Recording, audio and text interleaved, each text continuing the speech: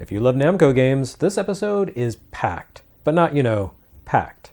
It's NES Works Gaiden Casio, Episode 3.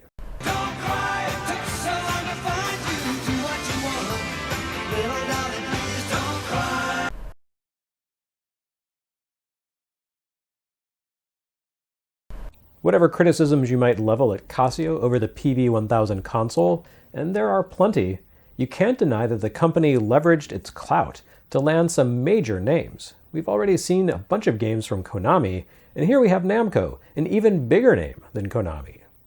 Konami seemed more than happy to shack up with anyone who wanted to toss a few licensing bucks its way.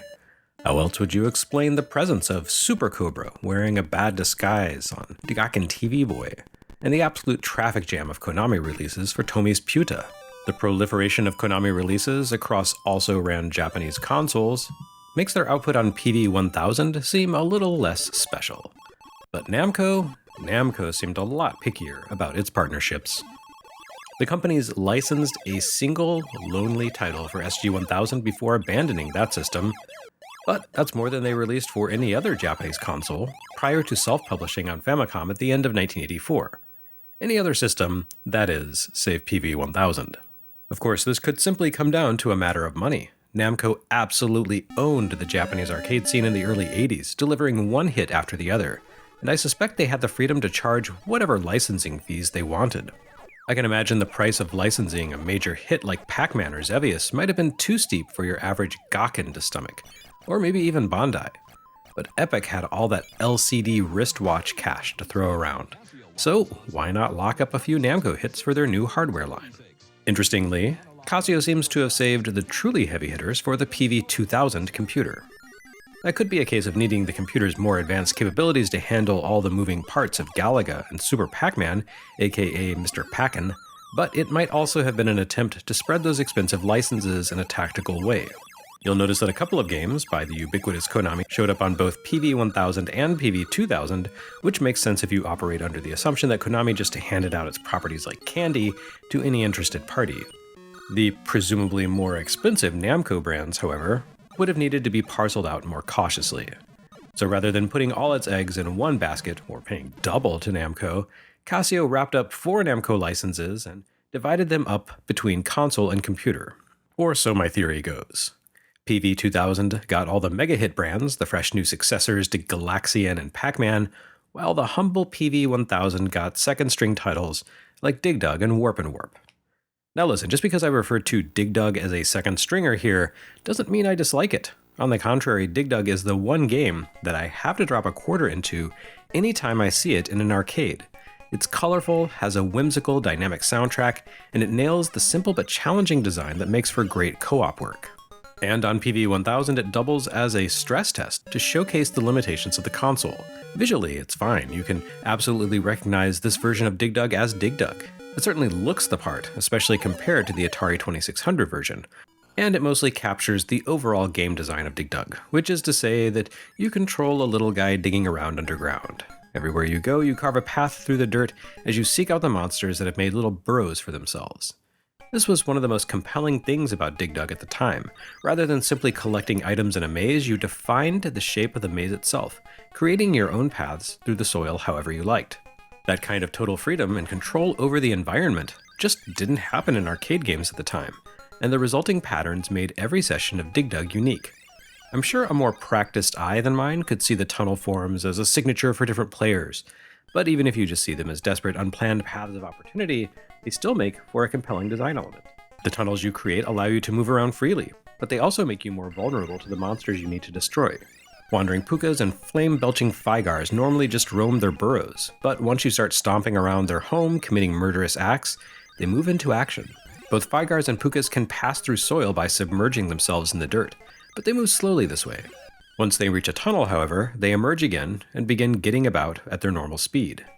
Figars can also fry you from a distance with their flames while moving through a tunnel. A big part of Dig Dug comes down to managing space, giving yourself enough tunnel to move around in, but not so much that you let the monsters track you down, or worse, catch you in a pincer attack. And the PV-1000 version recreates this mechanic, mostly. It wouldn't really be Dig Dug if you couldn't bore your way through the earth, leaving empty space in your wake. However, this adaptation loses a critical feature of the arcade game. persistence. Normally, the paths you carve into a stage remain in place until you complete the stage, even if you die. On PV-1000, a stage resets every time you lose a life. If you die, the number of monsters remaining in the stage carries over from your previous effort, but the tunnels vanish and leave you with unblemished dirt. This really changes the way you approach the game. Normally, the frustration of dying in Dig Dug is balanced by the fact that you can get a jump on the remaining creatures by navigating the paths you've created as a shortcut to their burrows, allowing you to reach them before they jump into action again. The dirt reset here makes that impossible, meaning you have to dig your way back over to a burrow at a reduced speed, which in turn means that the Figars and Pukas have more time to orient themselves and come after you, turning the tables on the attack.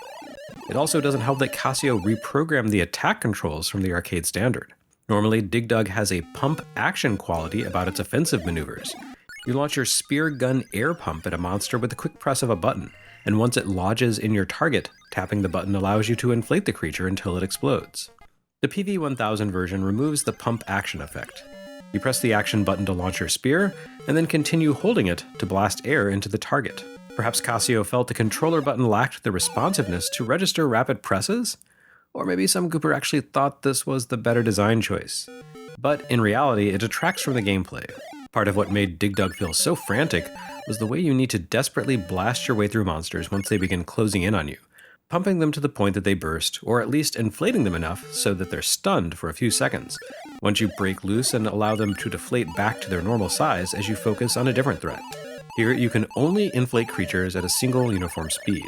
This robs the game of a certain sense of urgency, reducing the act of attacking to a single button press while you just sit there and wait for your target to explode. These are very small details in the grand scheme of things, but as I've said before, in games this small and limited, these fine details matter.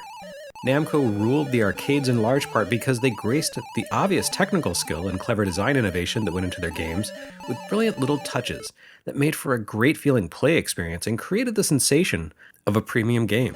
Strip away those crucial details, and you end up with a good, but not great game. Dig Dug on PV-1000 goes from being a second-string arcade masterpiece to a pretty good, but ultimately clunky and unbalanced experience. It would be another year and a half until the sublime Famicom adaptation of Dig Dug arrived, though, so I suppose PV-1000 fans could take some comfort in knowing that they had a lesser version of an arcade great, while their Famicom-owning peers had bupkis. Except, for a thriving platform with a library that quickly expanded beyond its handful of initial releases. And to follow up on its diminished port of Dig Dug, the PV-1000 scrambled quickly to give us another Namco release. This time, Casio and Namco reached way into the back of their fridge and rummaged around to find just any old thing. You'd think they'd have paired a recognizable title like Dig Dug with something along the lines of Galaxian or Rally X or Xevious, but no. Instead, Casio went with Warp and Warp, a kind of maze-like shooter thing. Famicom fans will recognize Warp and Warp as the basis for that system's Warpman. Well, basis might be overstating things. Warpman is pretty much just Warp and Warp with a few little embellishments. Here, as on Famicom, the game consists of two phases, one of which you can actually just skip if you find it overly annoying or difficult. It's an odd setup, as the alternate play mode can be incredibly difficult and doesn't offer much in the way of a compelling reason to seek it out. Instead, Warp and Warp makes you feel like the primary play mode is the real game, and the secondary phase is simply punishment for screwing up. The main mode consists of a large, mostly empty space in which aliens materialize and walk in a single direction. You need to destroy a set number of aliens per stage in order to advance to the next, a task made mildly more difficult by the fact that some aliens shoot back at you, while others move a bit faster than the rest. You also need to avoid the warp that sends you to the secondary action phase, which takes place in a maze and replaces your laser gun with a space mine. As I mentioned a while back, while discussing Warpman for Famicom, this feels for all the world like a prototype for Hudson's Bomberman. You leave bombs in your wake, attempting to catch enemies in their blast. The flames of your bombs travel a short distance down a corridor of the maze, and if you plant a mine at an intersection, you'll send the blast along both horizontal and vertical axes. As in the primary phase, you need to clear out a set number of aliens in order to advance beyond the alternate spaces, but the passive timing of your mines makes this a more difficult proposition than the first mode's direct laser combat. I guess the maze mode gives you more points for killing enemies, so it can be good for score chasers? I don't know. I find my life expectancy to be much shorter in the mazes than in the large arenas, so even chasing a high score is likely to pan out better if you skip the mazes and just stick to the shooter sections. It's not one of Namco's better games, though it's handled with reasonable competence here. The eventual Famicom conversion would look and move a lot better than this rendition, but not enough that I imagine a lot of Famicom owners were crowing over their superior release to that one unfortunate kid in their classroom whose parents bought him a PV-1000. Like I said, this is a bottom-shelf Namco creation, and its faithful conversion from arcades put it more or less on equal footing with PV-1000's mediocre interpretation of the excellent Dig Dug. I don't know how much Casio paid for these Namco licenses, but they probably would have been better off just, I don't know, using that money to go to the races or something.